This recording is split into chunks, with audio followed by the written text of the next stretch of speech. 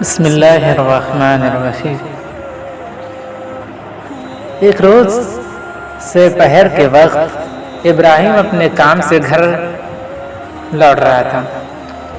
جب وہ گلی میں داخل ہوا تو اچانک اس کی نظر اپنے ایک ہمسائے کے لڑکے پر پڑی جو ایک جوان لڑکی سے باتیں کرنے میں مصروف تھا۔ لڑکے نے جیسے ہی ابراہیم کو دیکھا فوراً لڑکی کو خدا حافظ کہا اور فوراً نکل گیا وہاں سے۔ وہ ابراہیم کا سامنا نہیں کرنا چاہتا تھا، فوراً وہاں سے نکل گیا۔ کچھ دن بعد یہی ماجرا دوبارہ پیش آیا۔ اس بار جب وہ لڑکا لڑکی کو خدا حافظ کہہ کر جانے ہی والا تھا تو اس نے دیکھ لیا کہ ابراہیم ان کے نزدیک آتا جا رہا ہے۔ لڑکی تو جلدی سے ایک اور گلی کی طرف چلی گئی، مگر لڑکے کا ابراہیم سے سامنا ہو گیا۔ تو ابراہیم نے علیکہ سلیکہ شروع کی اور مصافحہ کیا، سلام علام کیا۔ لڑکا ذرا ڈر گیا،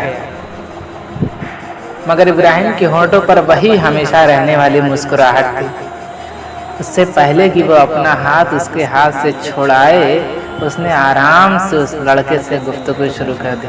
ابراہیم نے، ہمارے گلی محلے میں ایسی باتیں پہلے کبھی نہیں ہوئی۔ ابراہیم نے کہا، میں تمہیں اور تمہارے گھر والوں کو اچھی طرح جانتا ہوں۔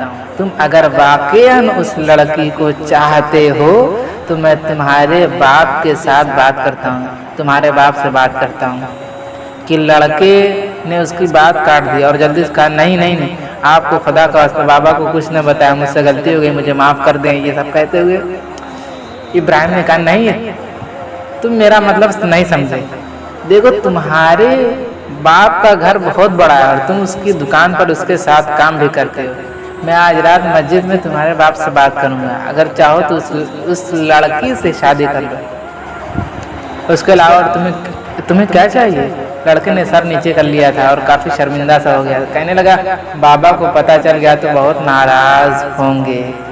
تو ابراہیم نے کہا، بابا کو تم مجھ پر چھوڑ دو، وہ مجھے جانتے ہیں اچھے سے اور سمجھدار بھی ہیں وہ انسان۔ لڑکے نے کہا، مجھے کچھ سمجھ نہیں آ رہا، کیا کہوں؟ جیسا آپ کہتے ہیں۔ اس کے بعد وہ یہ کہہ کر خدا حافظ کہہ کر چلا گیا۔ رات کو نماز کے بعد ابراہیم نے اس لڑکے کے باپ سے بات شروع کی۔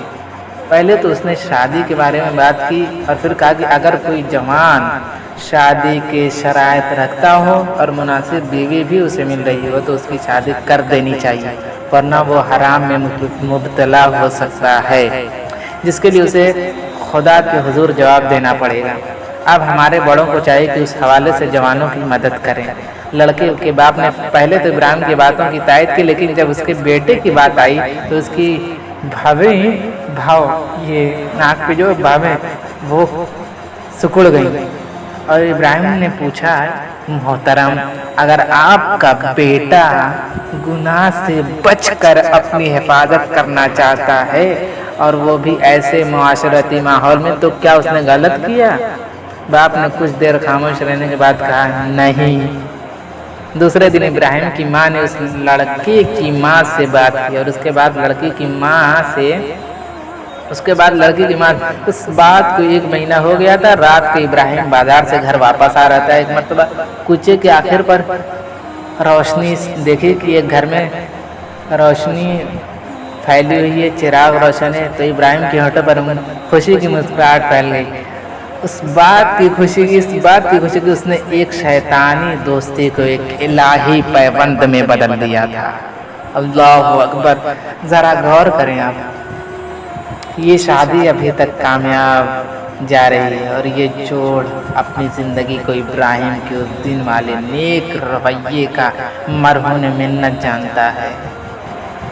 الہی پیوند، الہی پیوند، الہی پیوند۔